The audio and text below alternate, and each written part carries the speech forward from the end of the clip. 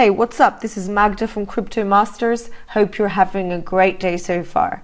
Today, I'd like to analyze what caused Ethereum to fall 44% in the last 2 weeks. You know, everyone's left scratching their heads. Why is a project so well backed with great ideas, great programmers, and capital plummeting to such lows? Well, the truth is, the whole market is in the red, altogether losing 150 billion, though Ether has definitely suffered the largest losses, a 44% fall in a fortnight, dropping from $470 to $260 earlier last week, reaching this year's all-time low, basically only comparable to the losses of November last year. And it's not like anything's actually happened. You know, Vitalik Buterin wasn't on the news, there was no Ethereum controversy, no one hacked anything. So what caused Ether's price drop? Well, first of all, when you carry out an ICO, the new project gets funds in Ether. This means that ICO participants must cash the Ether to pay their subcontractors. According to Forbes, only in June, ICO participants got $500 million in Ether. However, to be able to start bringing their projects to life, they had to start spending that money, right? To spend money, they needed to exchange Ether to fiat. It's important also to keep in mind that the money raised by ICOs in their token sales doesn't necessarily mean new capital entering the market. All it really is the transfer of existing capital stored in cryptocurrencies, like only, of course, the major ones, such as Bitcoin and Ether, and all this capital moving into ICOs. So if ICO participants spend millions of dollars in Ether to buy tokens, and the developers conducting the actual token sales dump the money raised in Ether on the cryptocurrency exchange market, then this automatically becomes a massive sell order. So that's why Ethereum may have suffered such losses over the last 3 months, because ICOs have been dumping large amounts of Ether on crypto exchanges to start bringing their projects to life. The CEO of cryptocurrency exchange BitMEX wrote that this week BitMEX has become the largest exchange for Ether US dollar trading. So as you can see, the amounts aren't tiny. And while we can't say for certain whether it was ICOs that led to Ether dropping to this year's all-time low, we can definitely say that dumping loads of Ether that was collected in token sales on cryptocurrency exchanges had a strong impact on Ether's downward trend. Now, second of all, I'm not sure whether you remember, I think it was back in June when EOS launched and everyone was going on about how the people behind EOS managed to collect 4 billion. And I think at the same time, someone counted how much Ethereum they had, and it was definitely a 6-digit number.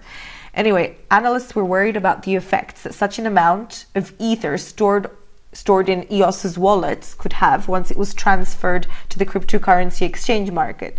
Many predicted it would result in dramatic price drops. And, you know, everything kind of quietened down and people stopped talking about it. The one thing that these analysts didn't take into account was all the other projects that had been built on the Ethereum blockchain. Tron and EOS and a load of others were created on the Ethereum platform because, you know, they would receive their ICO funds in Ether. And now it looks like, coincidentally, that all these projects have decided to come together and start proclaiming that, hey, we're better than Ethereum, you know, we've got better parameters, etc. And now, hypothetically, let's assume that a few ICO projects built on Ethereum decided when they would collectively sell off their Ether deposits. So when the volume is low and the prices are low, as they are now, and suddenly 5 projects pop up, which potentially start selling Ether valued anything between $10 and $70 million, and that's not including EOS, then you can be sure that prices will go down even further. And this seems like the very place we are now. Another aspect that we need to take into consideration is the fact that Ethereum simply isn't delivering what it has been promising since 2016. And now word has it that we won't see any of the upgrades until 2019, 2020. I don't know, like for example, increasing the amount of transactions per second. And this non-delivery on behalf of Ethereum has some broad consequences that many people haven't thought of. Like many projects built on Ethereum say they want to leave Ethereum, while those that were considering building their projects on the Ethereum platform are now looking to EOS or Cardano when it fully launches, that is. Other favorites are Stellar and Tron. And this is where stuff gets dangerous for Ethereum, since the very goal and function of the Ethereum platform is simply to be its own internet on which you can build websites, apps, and dApps. And, you know, no one's saying that Ethereum is falling apart, though it simply isn't delivering the promised upgrades. Ethereum can push about 15 transactions per second. If they could do 150 per second, there wouldn't be such a problem. EOS, for comparison, is in its test phase, and you know, we're talking about 5,000 transactions per second.